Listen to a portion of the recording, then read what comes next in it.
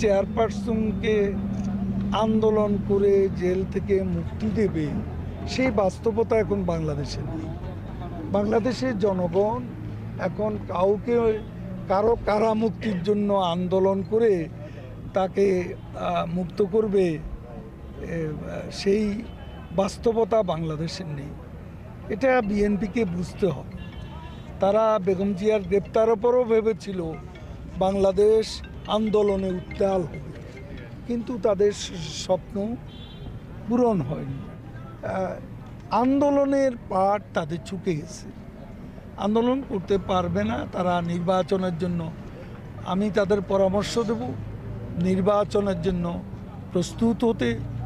নির্বাচন থেকে তাদের সরিয়ে নেওয়ার কোনো খায়েশ আওয়ামী লীগের নেই, আমাদের সরকারের নেই।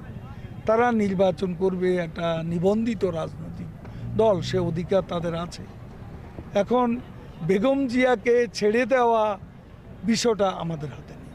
এটা তারা আইনি ব্যাটল বা আইনগত তাদের যে আইনগত লিগ্যাল ব্যাটল যেটাকে বলে, লিগ্যাল ব্যাটলের মাধ্যমে বেগম জিয়া বের হলে এটা আমাদের এখানে কোনো বক্তব্য নেই।